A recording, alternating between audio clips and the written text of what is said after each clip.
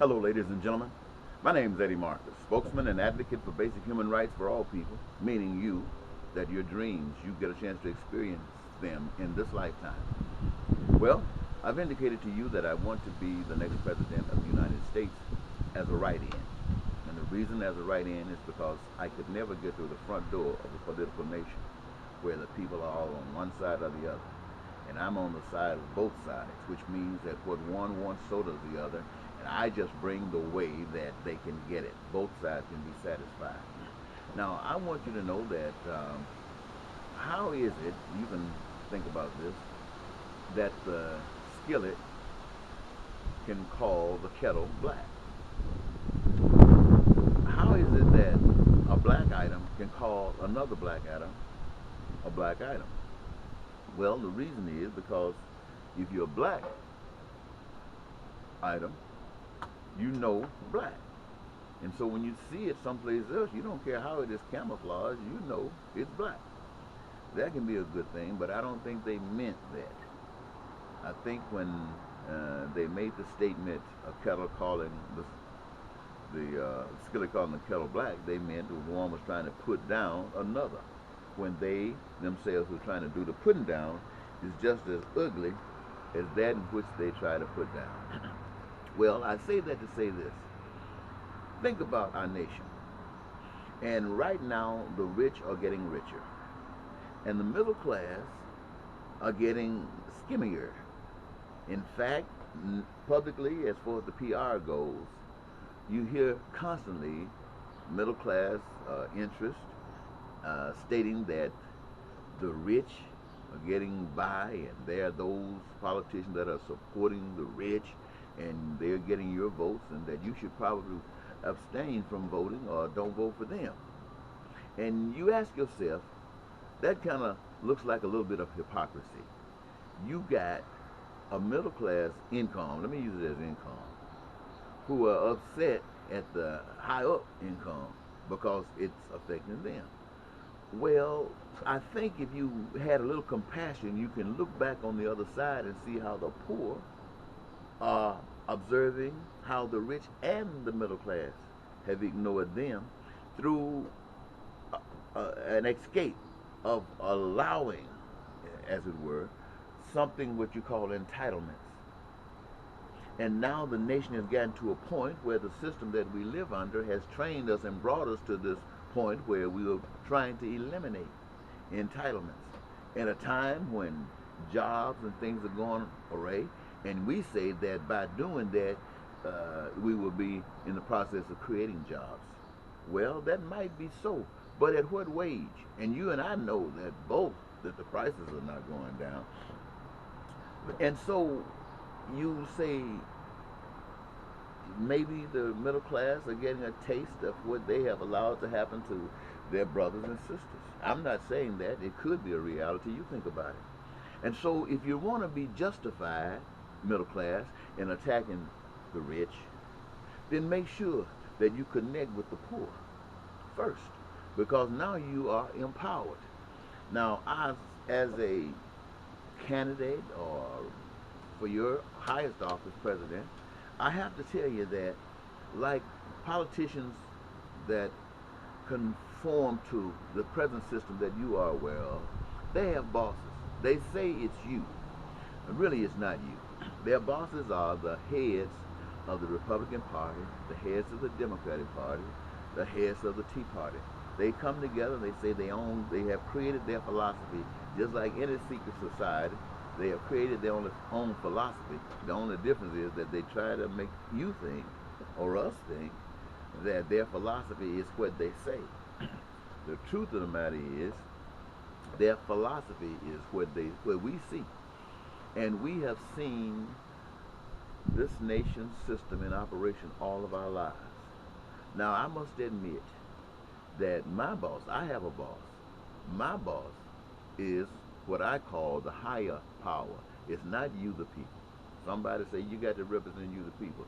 I have learned that you, the people, sometimes act like you're out of your minds. When you see Republicans and Democrats fighting like cats and dogs, no, I'm not representing the Republicans against the Democrats. are the Democrats against Republicans? Because both parties are kind of loose in the head. What I'm trying to say is this. My boss is the boss that made this earth. I listen to that boss because I know if that boss care about this big ball of dirt or whatever it's made out of, that same boss cares about that meat and blood that runs through your veins.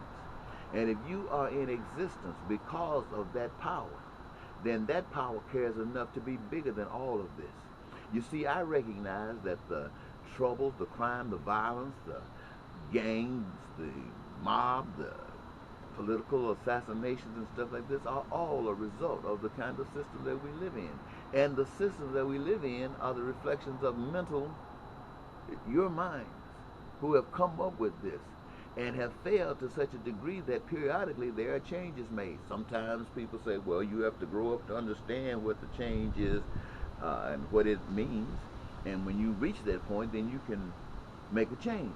But what about those people who are already familiar with the change, while you who have been selected to represent have no understanding idea of it whatsoever? Are they supposed to just sit back and wait till you grow up? Or are they supposed to step out? Well, the power that serves me says that that message must step out above all of the other messages. That message must step out above all the other messages. So, let me tell you what my boss has given me to promise you. Everybody's looking for something. They say, what do I get out of the deal? I had a brother tell me once, say, if Michelle Bachmann was coming to Chicago and she was picking up some speed, I will send her an email and let her know that I'll do everything I possibly can to garner all the black votes for her if she just pay me $10,000 a month. I mean, why not?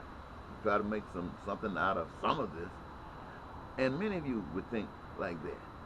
But this is an engaging opportunity. It is an engaging opportunity for blacks, whites, men, women, Republicans, and Democrats, those that love God, to come together and support this candidate. Because this candidate promises that every last one of you, if you put me in office and stay with me and support me, and I need your support more than I need that of Congress, or should I say just as much as I need that of Congress. Because what I promise you, in order for it to actually materialize, means that you have to get involved. You, the people, must get involved, and you must get involved as I dictate it to you. Or you must come up with a better way. And if you come up with a better way, you can dictate it to me, and I will gladly follow. But until that happens, here's what we're going to have to do.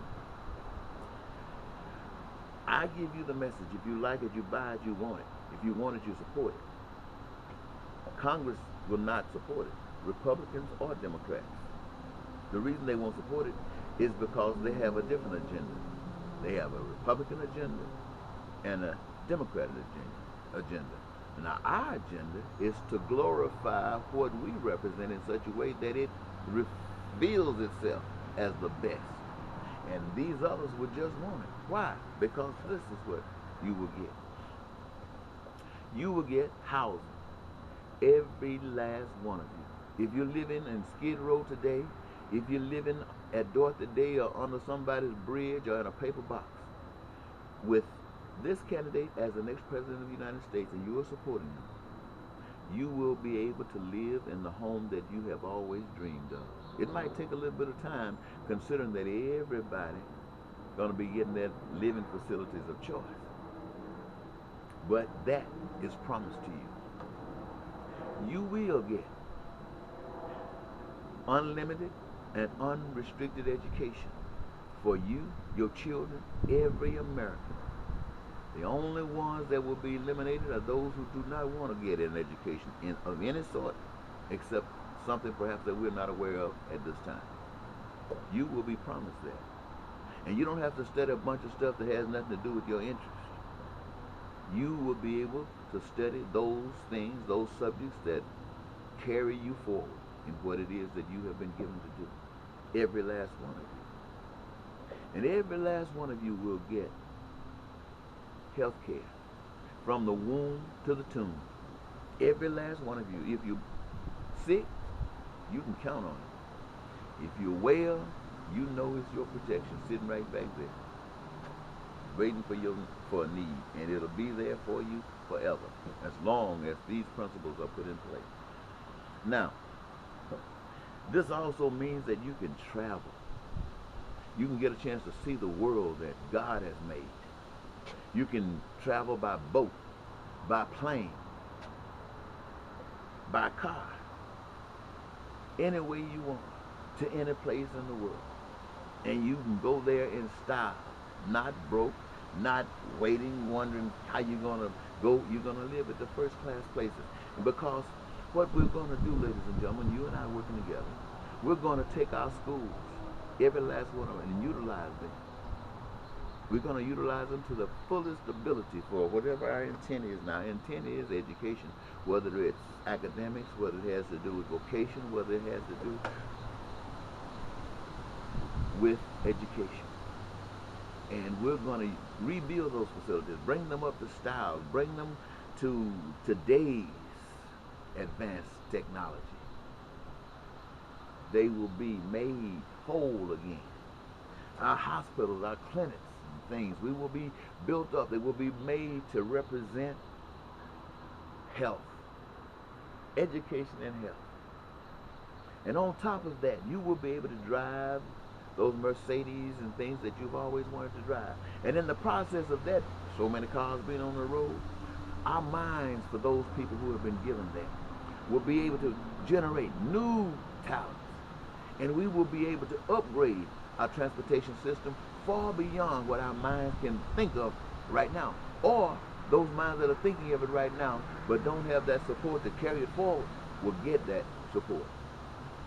And ladies and gentlemen, all of this will be able to happen because you and I put our minds and our wills and spirit together to allow each of us to contribute to this society, to contribute to this new futuristic America, United States of America, allowing each of us to engage ourselves, to involve ourselves, to work for this establishment, and to work not just as a need shows itself, but in the areas of our most prominent and dire interest. And we will be able to create every good, every service, and advance ourselves far beyond the speed in which we're moving today. And we're creating goods and services that you, that I, and our Republicans, and our Democrats, and our Tea Parties, and our poor, and our rich can take from it like they have never, ever thought that they would actually receive. Oh, they've been fighting to try to garner it. But now they don't have to fight. Now they have the support system of the United States of America to make it possible, one for one another. And all of our dreams and aspirations will be able to come true. I promise you, ladies and gentlemen, that all it takes is for you to recognize that bigger than the American government, bigger than the New World Order government, is a government of creation. And I want to get you to receive the government of creation. The government of creation. Not a government that changes every time the political infusion arrives. No, ladies and gentlemen, one that's authentic and real. Real.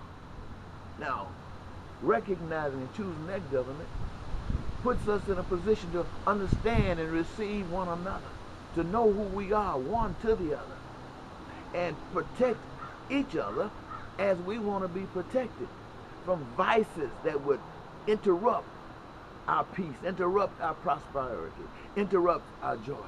No, not happening here anymore.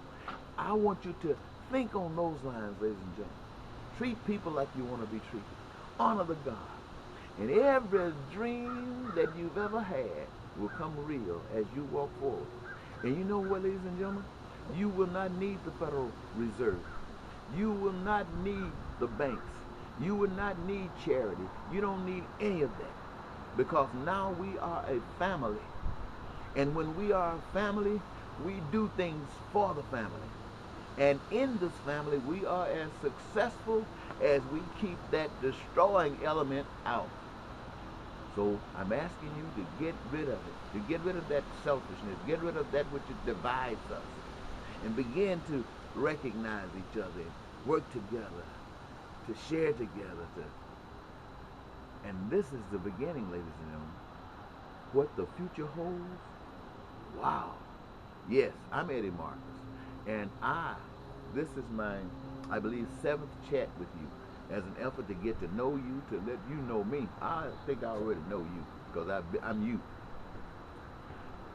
But I want you to know that you don't have to go the way you've been going, the lesser of the devils. No, you can choose to do the right thing. Why? Because you are part of that which is right.